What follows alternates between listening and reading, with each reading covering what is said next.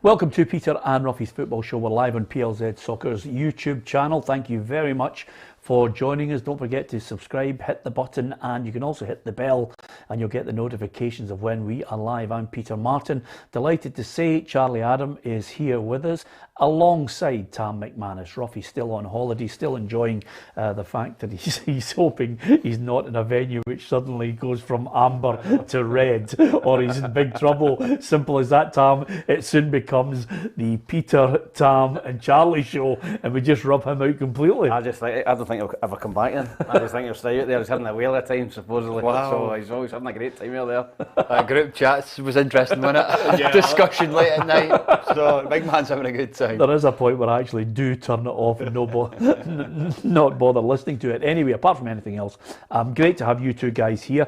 International weekend, I don't know what it is, but sometimes I get the feeling, do you get the feeling, Tam, there's a wee bit of apathy sometimes with the international weekend? Would it be more exciting and more interest in the fans if we were winning? Yeah, I just don't like international break anyway.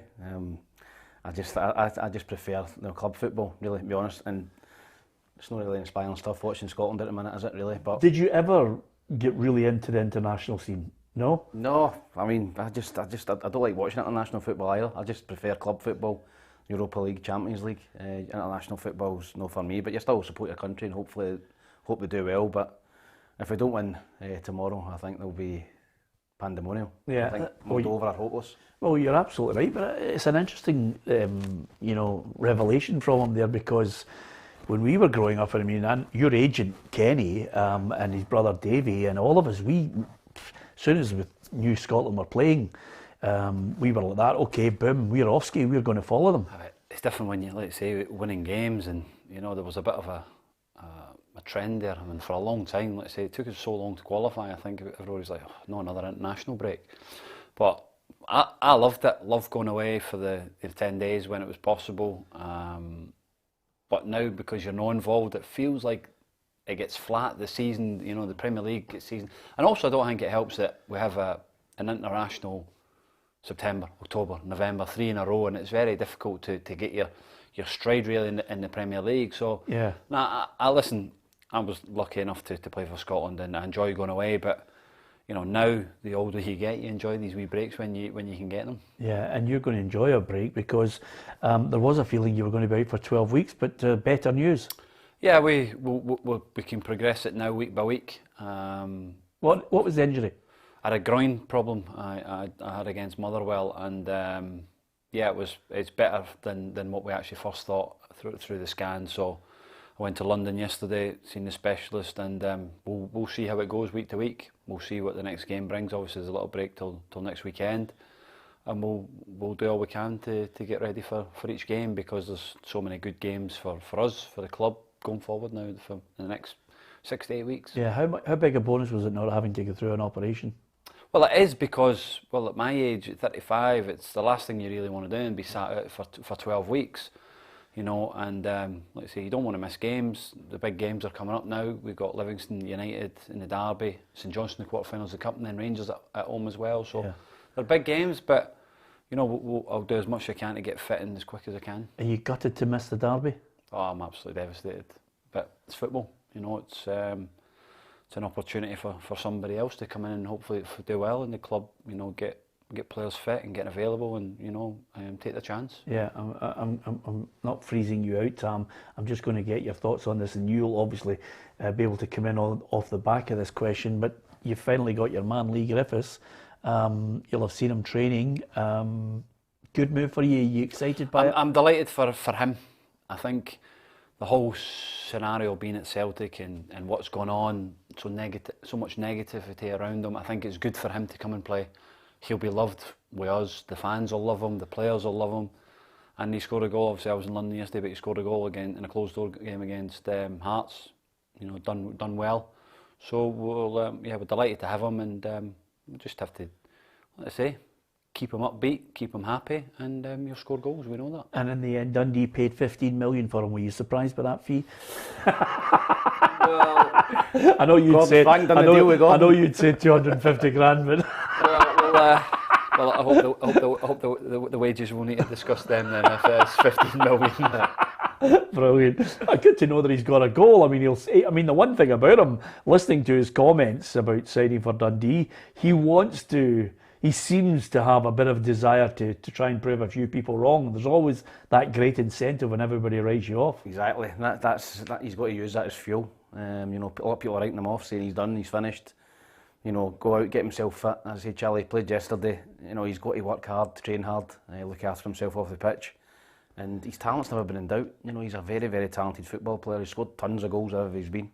But he's got to get fit. He's got to get himself in the team at Dundee and then, score goals. I think he was born to score goals. So I'm looking forward to seeing him playing for Dundee. I think Dundee have been missing.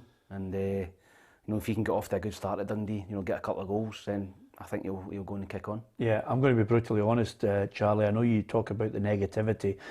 Quite a lot of the journos who would look at the whole situation, maybe even a number of people who are looking at the overall situation of his return at Celtic are looking and saying, well, he's not been good value for money for 2 or 3 years.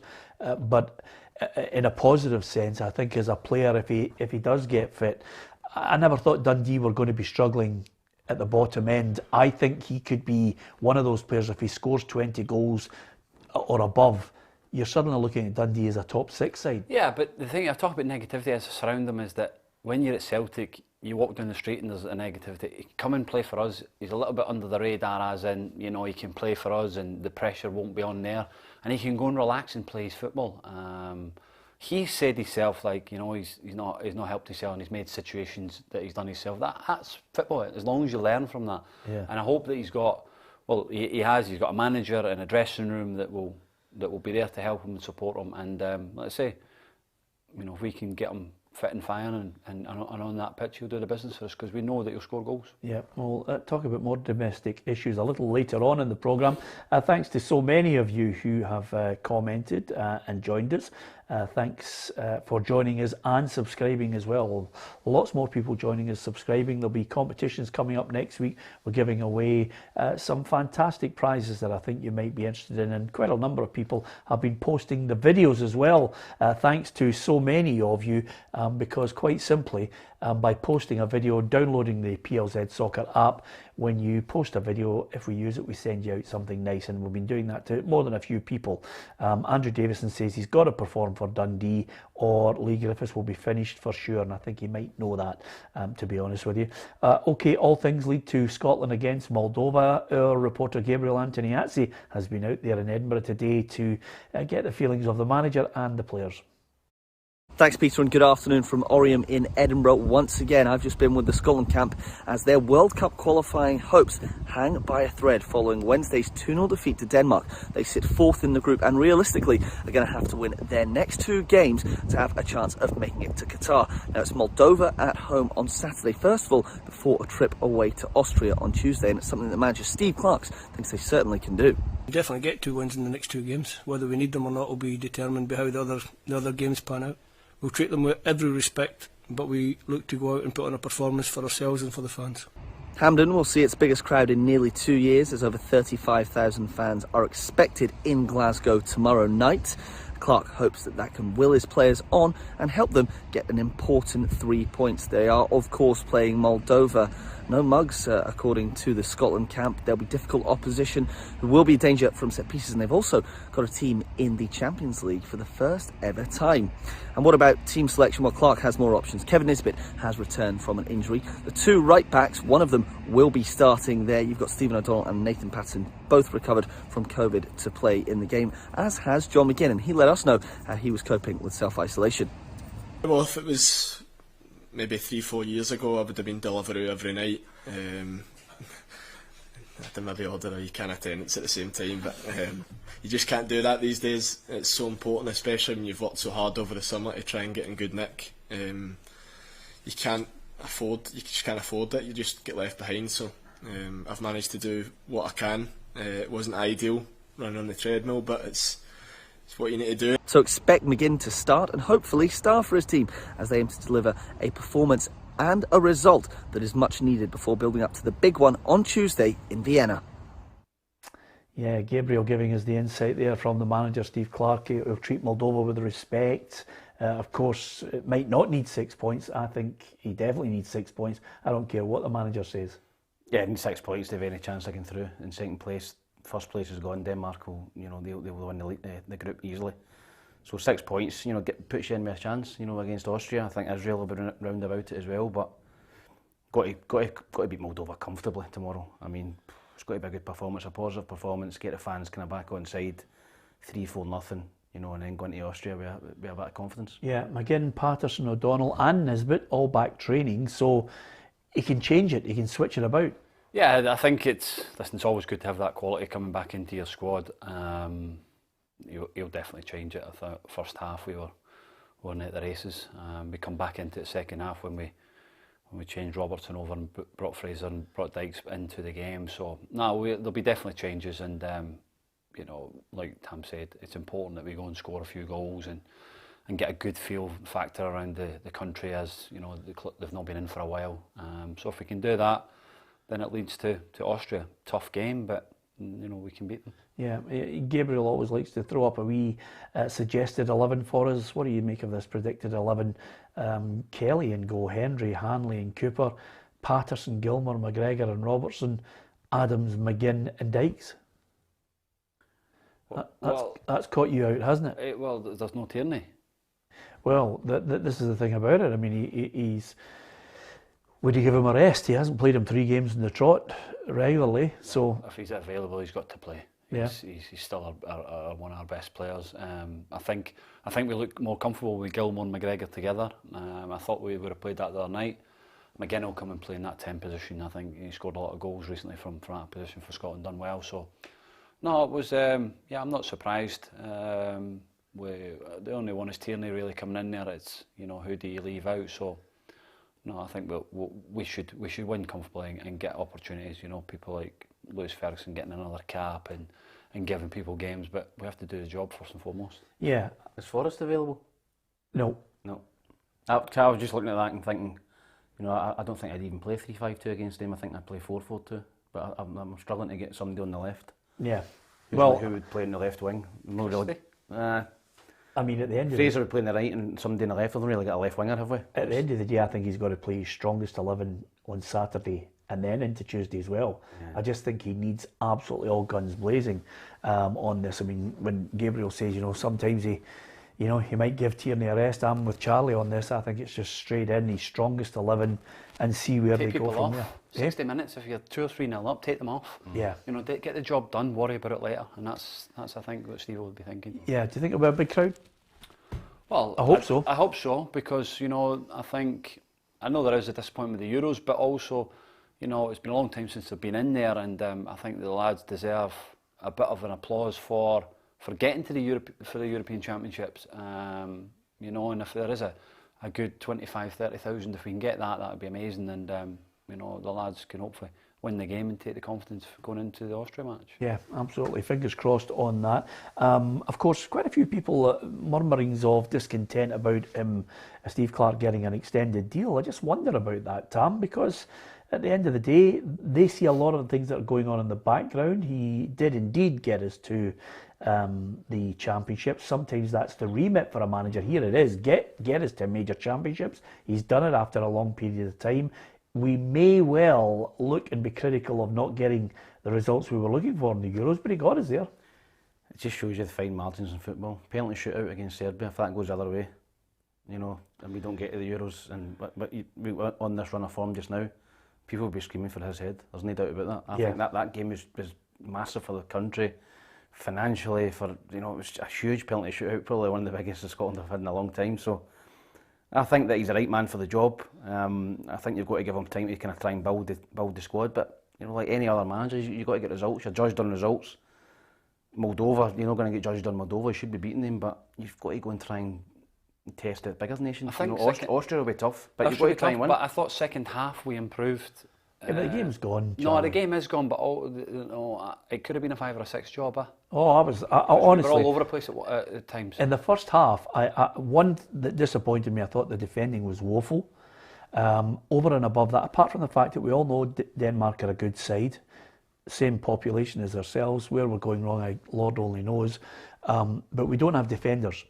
We've got two absolutely top drawer left backs, but across that back line we haven't sorted it out for a good couple of decades. And I'm not being disrespectful to the likes of, you know, a David Weir, a Gary Caldwell, a Steve McManus, but we were shipping goals and losing games when we had, you know, really good players. I liked David Weir. I thought he was a top drawer defender, but whatever the supporting cast was in the centre of defence, we still couldn't get to a major championship. So you deal with the facts. And now, in the first half of that game, I looked at it and I thought, my God, we're not even in their penalty box. No. We couldn't even get the ball 3 passes and make our way up the park. So I thought he got the team selection wrong. He talks about positioning. I mean, I just looked at it and I thought, Shea Adams is not going to hold the ball up. No, and that's why I thought Dykes would have played. You know, Fraser obviously played up there, but you know, away from home at times, and I understand, but you have to try and go back to front a little bit. And Dykes will flick things on. He'll hold it up for you. You know, at times we were rattling it around Ryan Fraser's throat, and he's not the biggest. So, what chances you got of trying to get into the game? Yeah, but we've got good midfielders as well. The counter argument to that is some people saying, "Oh, wait a minute, you're advocating playing football from a bygone era." But you know, if we've got players at the back who want to try and play it out, or that's what he wants to do, then the midfielders have to come and show us what they can do. But at times you couldn't see 2 or 3 passes. No. You know, that's the thing that really worried me about the whole thing. We never strung 2 or 3 passes together the first half, and you know, once Billy started getting into that, you know, the two of them together controlling that midfield, then we did all right. But people say, "Oh, calling for Steve's head," and saying, "Where do we go? Like, who would you give the job to?" You know, that at the moment, where would you go? Yeah, well, listen, from Gordon Strachan to Alex McLeish to Steve Clark right now, I can remember Gordon saying, you know, we haven't got central defenders. We haven't got defenders who can defend at set pieces, and we certainly haven't got them who can come out with the back and play a ball, whether a John Souttar does that and free of injury. But we haven't got players that can come out with the ball confidently, play from the back, and then, you know, Billy Gilmore is demanding the ball 20 yards from his own goal, which is great to see. I love that. But we need more of it to get passes together. I know he's probably not a big fan of me, but and I've sort of been no bit critical of him in here. But if you talk about a centre back want to step in and play, Porteous at Hibs is probably the only one in Scottish football that we've got that can actually step in and play that pass. Yeah. But obviously not getting involved. So well, not good enough, because at the end of the day, I was a big fan. I thought he was. Is misdemeanours like, you know, stupid red cards or something? Is that why he's not getting it, or do you just think he's not good enough? No, but I was a big fan of him, but I wanted to see him kick on, but he hasn't done that yet. And every week I was thinking, like him coming out, he wraps the ball into midfielders. So he's a good footballer. I'm only saying that. I was only having an opinion because I hadn't seen him. But when I played against him the other week, I liked that he actually come in and wants to play. He does, yeah. Nobody else in that team wanted it. Porteous is a great start to the season. He's a really, really good start to the season. Yeah, you know, good enough for Steve Clark to think. I think he's got to think about him. I think he's got to think about him, because your centre halves are massively important in any team, because they start your attacks, they start your build up. You know, if you've got 2 centre halves that just go like that and launch it, no, you're never going to play football. You need guys at the back like a Porteous, and Gary Caldwell took a lot of stick. You know, Scotland and Celtic. Charlie played them as well, and I played them in Scotland 21s. He was very good at that as well. He wrapped balls in. He was good coming out. Good coming out. You need players like that, because Porteous has got pace. Yeah, he's quick enough. Well, listen, we're obviously getting mightily worried before the catastrophe has unfolded. We should beat Moldova. Can we beat Austria?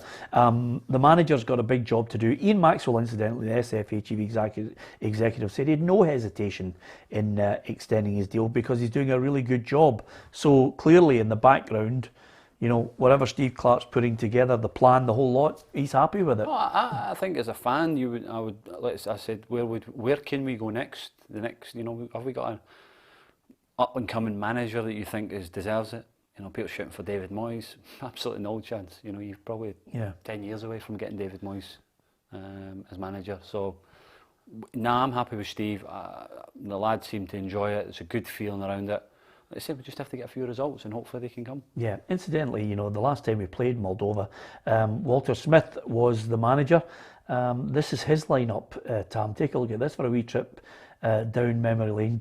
Craig Gordon still there. Weir, Presley, Webster, there's Alexander, Ferguson, Fletcher, McNamara, Hartley. Again, we had a good midfield, Miller and McCulloch. But again, that wasn't good enough either. It's quite a good team, but again, you look at McNamara playing the left, probably two or three good right backs back then and no left back. Yeah. Now it's the opposite. Who else would have played there? Would that have been maybe Gary Naismith would have played there if he was at the fit? Yeah, No fit, Naisy, yep. But Andy Webster.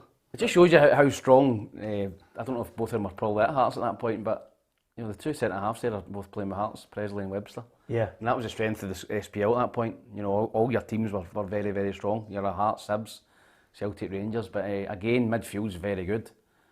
Kenny done really well for Scotland, and Gilliam Alexander. So that's a solid enough team, isn't it? Yeah. Who's the score, by the way? I can't remember. 4. Yeah, we got battered. No, I can't remember. I think we won, but it was one of those situations where I thought to myself, I wonder what the difference. The reason I got Gabriel to put that team up is I thought, I wonder what the difference was in the team that Walter was putting out there, and now what we have in the standards. That team beat the team we've got just now. What do you think, Charlie? That team. I think it was 2-0 to Scotland. There you are. My producers just told me. It's a tough ask, innit? Because everybody in that team's got different attributes, Well, quite a lot of them have got Champions McCulloch League against our centre backs. Well, quite a lot of them have got Champions League experience. I mean, that's the thing about it. That team that I just showed you there. But again, let's put it in perspective. It wasn't good enough, and that's our problem when we look at it. Sometimes I think we get 4 or 5 players, but not enough of the ones that we want. Thanks to so many people who are posing their questions on the Scotland situation. And of course, the other aspect of it, Bob White and others who are basically just going down a road which is not what we want to see in the news feed. It's as simple as that. We try and get as many decent people international break, leave it up. To give us what I mean? Yeah, absolutely, to give us their thoughts on football. But some people do stray, so I always like to apologise to anyone who's offended by some of the messages that we get coming up on our stream. Don't worry about it. We try and ban as many of them as we possibly can. So simple as that. Now, from international football, I think we're all agreed Moldova will beat them. Yeah. Austria. We need to. Yeah. Can you see it? We need to, but I don't think we will. I think it'll be a draw. Yeah, I can't see it either. Well, that'll be the opposite. I think Scotland can win 1-0. Yeah. Okay, I'm happy with your optimism. A few stories that we want to talk about. Of course, Alfredo Morelos admits his Rangers exit hopes have been slammed shut. Maybe he's still hankering for a move to a big club elsewhere, which is what everybody does. I mean, I know he's been quoted as saying that he was disappointed maybe the Porto deal didn't come up. But he's like everybody, Morelos. They look at Scotland now and think, okay, this is a stepping stone to a bigger move. I think Rangers have done well to hold on to him such a long time. He's 25 now.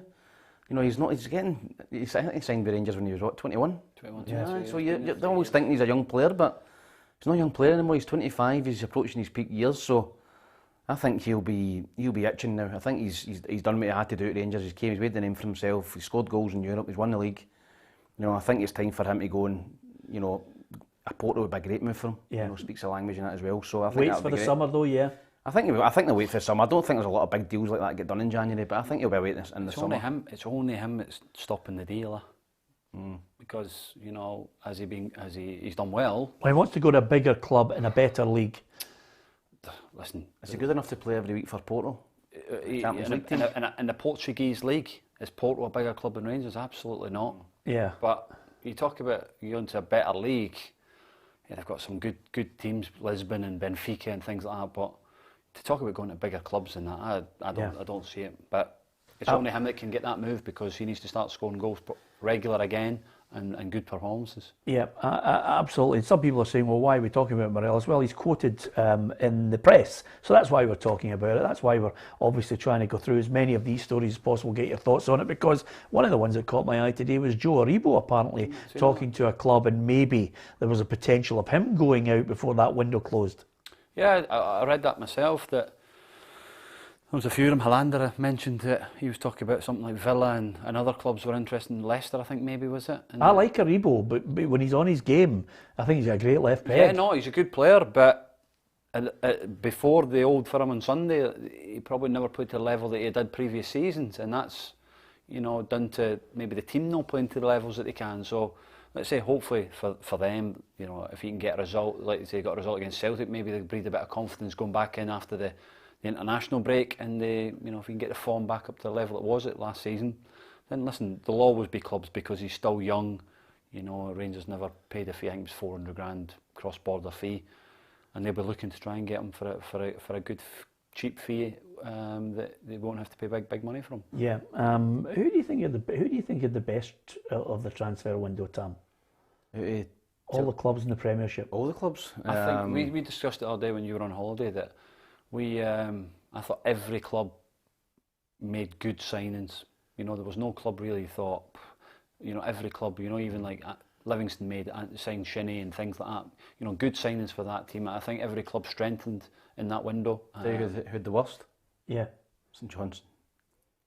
Yeah, well, you say that, but you know they've actually brought in a few players. Maybe I think because Ali McCann. That's our two best players for me. Yeah, and McCann. But because they'd so much attention, you know, he's still been able to go out and bring players in. Now, whether they can offer the same as what McCann did, I don't know. You know, but I mean, Callum Davison wasn't absolutely shouting from the high heavens saying this is a disaster. He was able to get players in quickly before the window closed. It'll be interesting to see. I mean, I take your point. It'll be interesting to see how they perform. Yeah, I think that obviously I read the St Johnstone chairman the other day, and I can understand where he's coming from. He doesn't want to stand in the way of a young player like that, Ali McCann, making a big move. But sometimes as a club, you've got to stand firm. Hibs done it with Nisbet. You know, the player's not going to be happy. But if you're not happy with the fee, then you know the player can't really force the deal through. And I just feel as if 1.2 million, 1.25 million is miles below what St Johnstone could have got. Yeah. So, well, he claims that it's 1.75 eventually when the add-ons kick in, Charlie. Listen, there's all sorts he's of... getting pelters. Well, I was going to say to you, there's always all sorts of spin in these things, but I mean, as Tam mentioned there, you're looking, you're saying to yourself, okay, still got Glenn Middleton in, which I thought was a good one for them. You've lost, I mean, I'm looking at everybody here and I'm saying to myself, has he been able to get Itu Vertinen? We don't know if he's going to be a player that's going to, you know, come up trumps for them. James Brown's a defender. I think, like you say, when you lose two players, I think I like the boy Dendoncker. Yeah. From Wolves. I like the boy McPherson. Did well enough at St Mirren. Ali Crawford's a good player. Ali Crawford's technically a good player. A really good. I like Ali, but he's different from what they've got. You know, he'll be one. You know, Weatherspoon plays on the left, but Ali will play in that probably 10 position. Good player. So no, I think St Johnstone have done all right at the deals because they're two good players. They've obviously lost them for short of £2 million, but you know, St Johnstone are in a good position now. They've got money in the bank. They're a bit. I think they're stronger after the window. We're bringing in these 3 or 4 players. The squad's a little bit bigger as well. So I think Callum will be disappointed, but relatively happy with what he managed to do. Yeah. There's an ongoing situation which sometimes, you know, on this programme we get a wee bit bogged down with it, but it happens on a regular basis. The news comes out that the police have arrested 3 more men, this time aged 21, 23 and 26. There's a particular age group that is being arrested from these fans that are singing unsavoury songs. So 6 now from that pre-Old Firm incident that everybody watched on social media, Tam, but slowly but surely they're getting them. Yeah, it's slowly. I mean, I don't know how many fans were there. There must have been 150, maybe 100, 150. Do you think there was as many as that? I think there was quite a few there, and I don't know whether getting the 3 and then the 3, and I don't know if they're just going to get them in dribs and drabs, but... Yeah. Well, you've got to track them down. You've got to track them down. You've got to get the face, you've got to get somebody you confirm who it is. You know, it's a difficult process at the best of times, but, you know, at least they're getting people, they're being seen to be taking action. Yeah, it's got to be zero tolerance. There's no other way around it. You know, these guys have got to get banned from Ibrox. You know, if Rangers are serious about, you know, stamping out this sort of thing, racism, sectarianism, then, you know, people that are caught doing and shouting and singing this sort of stuff should be banned from Ibrox, and that's the only way that, you know, they're going to weed all these guys out. The other unfortunate thing about it, Charlie, this is not just... I mean, we have a particular problem in the west of Scotland, which is sectarianism. and there are, you know, various forms of racism that go on as well, homophobic abuse. So there's all sorts of areas where we constantly have to continue the positive message and try and stamp out the negativity of people who have a voice that really we shouldn't be listening to, and they should be dealt with by the police. But you look at the England situation the other night there, it's all over the world. And especially when you look at the European games, I mean, Hungary against England. And again, England players have to suffer this racial abuse. It's despicable. It's horrendous, and you know, even the things getting thrown at them as they're celebrating, and you know all that. But the racism and like Tam says, the sectarianism that's going on in this world at the moment, it's incredible. But you know, England are thinking, but they have to get their own in-house in order first. It's happening in their own country. Here's the thing. You were a Dundee boy. You always wanted to play for Dundee. When you came through to the West, obviously you would be with Rangers, and then your loan spell at St Mirren, and then obviously from Rangers you go down south. Did you change your perspective on things? Did you look at it, were you able to block things out, or were you totally different from your upbringing in Dundee to coming to the West and seeing the madness and then seeing a different lifestyle when you were down in Lytham? I mean, because I always feel it was lucky for me because I lived here up until I was 17 and then, moved away and then eventually ended up in Edinburgh for 12 years. So I didn't have the same lunacy that I've witnessed again going to, the degree that it's at now, coming back here to the west of Scotland. I never understood it in my upbringing because it was never around me. It was, like, Rangers and Celtic were obviously big clubs, but Dundee was the team I supported, so it was never I would never be around what was going on. It was only until I actually moved to the west to understand it, and then so when you're in a football club you understand the rivalry, what's going on, what it means in different situations, but it never ever, it's never changed. It's always there, and it always will be. Yeah. Did you notice? Did you actually get to the point though when you moved away, you actually thought, this is a different world? Yeah, because you're no longer a Rangers Celtic player. Yeah. And people, they don't forget about you, but they sort of leave you alone, and it's different. I think it's the intensity once you're in the bubble of Rangers and Celtic. It is very difficult to be in and around the city and what's going on. But when I moved away, it was, I was never seen as still that Rangers player. That it was always, it'd gone. I was worrying about other things, and that was the way it was. But now you're back in Glasgow.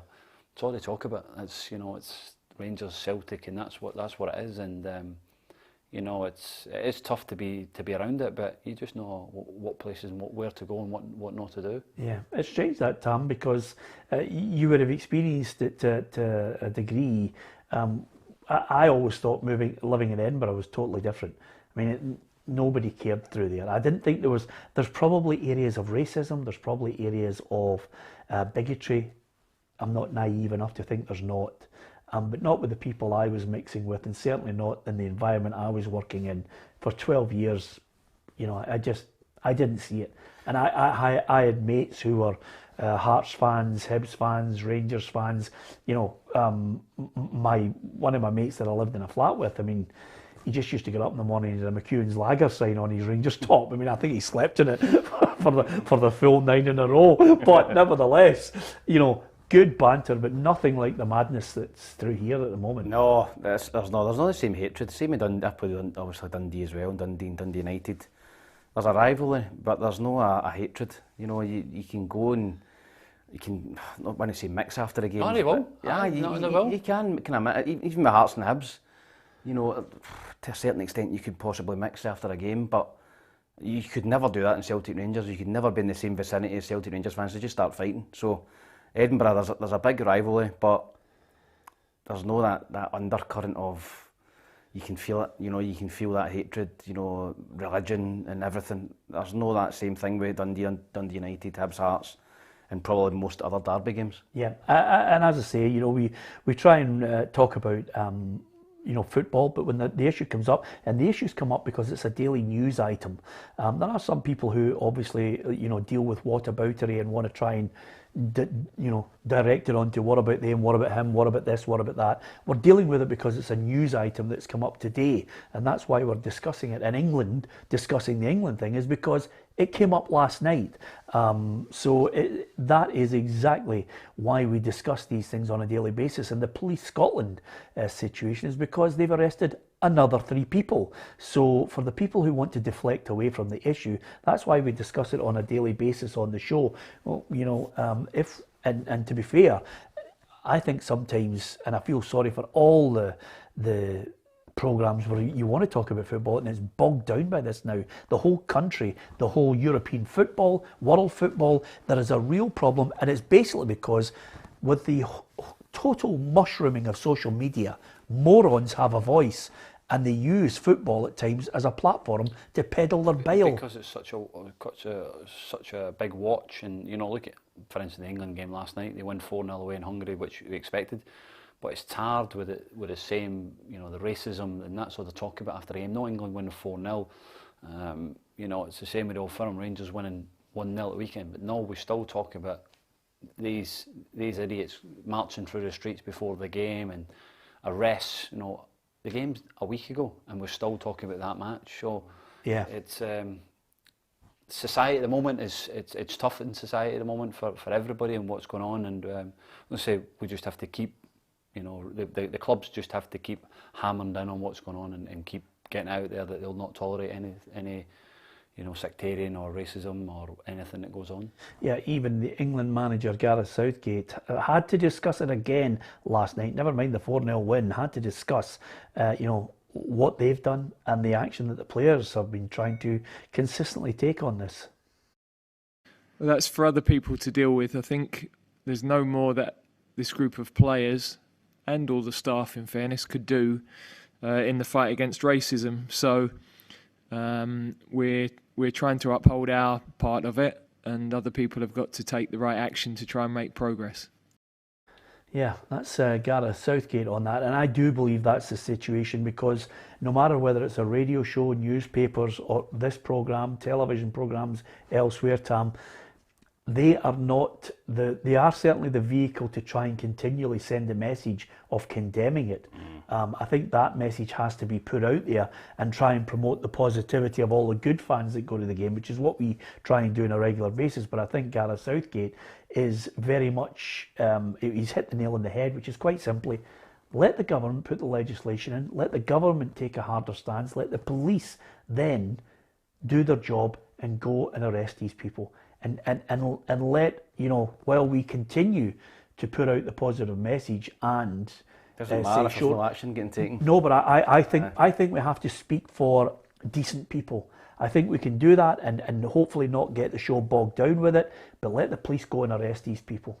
Yeah, definitely. Listen, there's only so much you can say. If you keep batting the drum, and I get that, but I think if you have no arresting people and people are not getting punished for it, they're just going to keep doing it. And that's what I think Gareth Southgate said it last night in an interview. He said, it sounds by the tone of my voice as if sick of it. I'm sick of it, and as if we're on about it again, and I don't care. It's no, we don't care. It's like we're all fed up talking about it. Unless we start dealing with it and the police arrest people, that's all you can do, and that's what we have to do. Yeah, absolutely. Okay, thanks for lots of sensible messages. And again, if you're reading some of the stream that comes through on our YouTube channel, apologies for some of the messages that are quite distasteful, but listen, that's the way of the world at the moment. We will continue the positive message, and all the good fans out there who love their club and certainly are not in any way tainted by this poison that goes on, not only in Scotland, but across the UK and everywhere at the moment. Listen, a little feature that caught my eye, and it's something that I do think we love to talk about in football, certainly when you've got a pint in your hand, Charlie. There's a platform called OLBG, which has analysed tens of thousands of social media posts. Now, this is what I call having a lot of time in your hands. I don't know what meeting they all went to and thought, let's analyse tens of thousands of posts. But they've come up with the all-time favourite, number 7. And here's the list, Charlie. Henrik Larsson's number 1, Kevin Keegan number 2, Ronaldo, Suarez, Schweinsteiger, George Best, Frank Ribery, David Beckham, Garrincha and Raul. The UK's favourite number 7s of all time. Now, I'm looking at the list, Charlie, and I'm thinking to myself, I'm sorry, but I think they missed out tens of thousands of other number 7s. For me, I'm not there for none of it. well, exactly. I'm going to have to analyse it, Charlie, and offer. Ugly. Thank you, Charlie. Kenny's number 1 for me. Then I think I might look and say to myself, number 7s, Kenny number 1. I can see Larsson being up there. Jimmy Johnston, Kevin Keegan, Ronaldo, Schweinsteiger. I'm not having that. Kinija. Was he number 7 at Dundee? He was top drawer, but it's an player, iconic number, isn't it? It is. The player, I think it is. Jairzinho is another one that springs to mind. Did you play against him? Jairzinho? No. No, he was that I think Jairzinho's last appearance at a World Cup, and somebody might correct me, but I think it was 1974 when Brazil had a number of, shall I say, cloggers in the team. Pele decided not to play in 74, but Jairzinho was getting on a bit. And Rivellino was still playing. So there you are, I'll give you a wee lesson. That was one of my favourite numbers. You ever have 7? I was 7 at Hibs for 2 or 3 years. I can't believe you're not in that list there, Tom. Is there when any I 7s? left, guess who inherited it? Was it Brown? Yes, Yeah. Brown. Is there any number 7s there that you think of, Tom, that you or some that are missing? I can't think off the top of my head. Well, I can think of one as Cantona. Aye. Eric Cantona, yep. You know, there's one. Robson, Brian Robson, top drawer as well. But Keegan was a special player too, but it's just on social posts. It's a good talking point, isn't it, Charlie? Because number 7s are great. It's one of those. You don't realise what, the amount of players that actually wore right it. Winger, right midfielder was always on it. Yeah, absolutely. Until Dalglish got there, and then you just realised he was a genius. The other thing about it, which probably has prompted this little investigation, is the fact that Cavani has given up the number 7 for Ronaldo, and he's number 21. I wonder if that took a financial inducement, or Cavani's just a really nice guy. Well, it's for the brand, isn't it? The brand is spoken, and I think Man United were they're desperate to get it. I think Ronaldo would have asked for it. Ronaldo's 7 mini jerseys are going to sell. Oh, millions. There was queues outside. My mate was there today. My mate was there. In the queue? In the queue. 1.5 hours it took him to get Ronaldo 7 on the back of his shirt. Wow. I mean, I don't know. 1.5 hours at the stadium. Says it was probably about 30 quid a letter. He says it was ridiculous. They run it. He was in a shop and they'd run at the ends, and at this point the shop was changing the Z to the N to try and. So there were that many people just using the Z as the N. Wow. And it was just incredible. Not Old Trafford, at a different sports shop. at a different sports shop. Which, yeah, so Mike Ashley, I think you need some new ends. But Jimmy Bell did that one. Ronaldo. To be fair though, I mean, if you incredible, isn't it? Oh, it's magnificent though. I mean, but they say that shirt sales of any individual doesn't make as much money as everybody thinks, but it is still, it's well worth it. So you'd be delighted if you're a Man United fan if you'd have kept your old Ronaldo 7 jerseys from the old Man United one. You'd get that back on. It's all retro strips, isn't it? Yeah, absolutely. Probably the ones he was wearing. The Champions League, when he was back there. They're probably worth more than the ones now. I don't know about you, not Charlie. sure about the prices. Yeah, I was just about to say to you. The other thing about it is retro shirts now, everybody seems to want the old ones, don't they? Amazing, yeah. But, is there a particular strip that you look at and you think, oh, I'd love to have had that, at the time, but it's out now? Classic. Nah, not really, no. No, just happy with what I collected over the years, and look back and some great jerseys, but some bad ones. Have you got Lambert's Dortmund one? Lambert's Dortmund one, yes. Have you got that in your collection? Yes, and I've got him, and I've got yeah, it's good, isn't it? And I've got his a brilliant photograph from a German photographer, because I know Paul well. And it's a huge picture I have of him with the European Cup in his Dortmund strip, which is fantastic. Not many. Do you think the people would like, because I have actually got a few, do you think the people, when I next go back down to my storage in England, should I bring the bag up? Oh, that would be great. That's a great feature, isn't it? And have show some of them live. Let's do it. Let's do it as a programme. Why don't we get some strips that you've got, I've got. We'll bring them out. Ruffy's get some belters, yes, and we'll do a programme on it. Is that fair? That'd be brilliant. Yeah. Yep, absolutely. Steve, talking about it, remembering games and all that, and I don't know. Hold on, have you ordered something from? I'm going to say that. Amazon. Somebody's at your front door. I was like Carragher. Remember when he last year? Amazon, that's Amazon delivery. I was actually just saying to myself there, that's the Borussia Dortmund talk already here from Classic Shirts. But listen, I'm sure you'll have all your own arguments over what players. I think if anybody's got some famous shirts or retro ones, you should send them into the app, and we can all have a look at them and see what they are, and Yeah, that's a good shout actually. Send us a photograph. Yes. Yeah, that's a great shout, Charlie. Because if you download the PLZ Soccer app, there's a little section there that's called Submissions, and you can actually put in a photograph, or you can actually record a message. But it would be great to see some of the strips, because what we have been doing is we've been sending out some special gifts to those people who've been recording videos, and of course sending us little messages as well, including the guys. Thanks to the guys who sent us the video from Canada of one individual in his car, and he had a sticker as a Partick Thistle fan on the back of it in Edmonton in Canada, which is well worth it. But is there a particular strip that's your favourite that you look at and you think is absolutely iconic, you wouldn't part with it? It's something that you had as a boy, or is there a particular retro strip that you used to wear as a boy and you've now gone out and bought it as well? I'm sure there are more than a few great strips that you want to. I mean, I'm thinking right now in my head of the Croatia strip, which had Davor Suker, which was a very, very popular strip at the time. Of course, the number 7, an iconic number. The number 10 is an iconic number as well. I think they're the most sought after. It's special players that usually wear them too. Anyway, we've had a wee chat about that. Just before we go, Barcelona, it never rains but it pours. We're talking about all of us delighted that fans are getting back to ground. We hope there's lots of the Tartan army in watching the game against Moldova.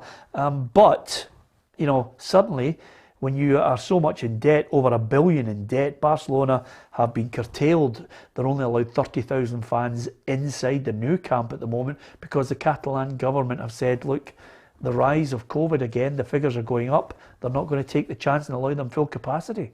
Yeah, listen, I know it's sad for Barcelona as a club, what's going on and the financial ruins at the moment, but people's health is at risk and they can't afford to do it. So no, 30,000 is not what you want to see, but until they get it right in the city, then they obviously have to stick to that. That will hurt them, Peter, because I went to the Nou Camp for my 30th birthday, birthday with my wife, and the only seats we could get were the nosebleed ones, and I swear you couldn't even see the players in the park, and it was €120 each. Well, can I just say something? It was a back row of the stand. You want to be in the press box. It is up in the gods, looking down. And Ruffy just looked at me and he went, "How are you going to commentate?" And I said, and I was the same. I was at Ibrox for the Old Firm game, and I was up in the main stand, up in the club deck, and I'm no great for heights, and it started shaking. I was like, got a bit nervous and thinking, but it's amazing how far you don't realise how far back you are. Like say Nou Camps as well, it's so far away, Yeah, thanks to Stephen McNamara, he says, Peter, I've got loads of Shearer 9 Newcastle tops when I was a pup. I mean, that's the thing about it, when you've got the iconic jersey with the name on the back and you've kept it in pristine condition as well. Send the picture in. Send it in. If you get a chance, Stephen, send it in. We'll send you something nice out as well. But there's lots of send the Shearer shirt in, and we might get him something. Yeah, I don't think Stephen will do that, to be perfectly honest with you. But not only that, I mean, I'll tell you the one thing that's worrying about this whole thing. I mean, we're talking about the fanaticism surrounding Ronaldo. Suddenly, Tam, I always said, I say to my wife, if we won the lottery, I'd probably just chuck it completely and buy a season ticket for Liverpool and a season ticket at Barcelona and just scout around great games. But I'm not too sure it'd be a good buy at Barcelona at the moment, because we are witnessing the last couple of years, maybe 2-3 years of those two world stars. I think the glory years are over for Barcelona unless they start to produce more talented young players. The Javis, Iniesta, Messi, Piqué, they all come through at their one time. It was a golden batch for them. So it might be another 10, 15, 20 years by the time before they get that kind of golden generation back through again. But If I could get a season ticket for anybody, I'd probably get one for Leeds United. Yeah? Yeah. You never cease to amaze me, Tam. You come out of left field with this I think Bielsa's a genius. I love watching Leeds because you never know what you're going to get. I mean, Man United have absolutely tonked them twice, and they're capable of beating somebody 5-6 and then getting beat 7 or 8 the next week. So, Leeds United for me. Charlie, for you, if I gave you a season ticket for nothing, right now, halfway line, as soon as the teams come out and you'd retire from football, where would it be? Good shout, isn't it? It's a very good shout. Am I allowed one or kind of just one club? No, you can take two.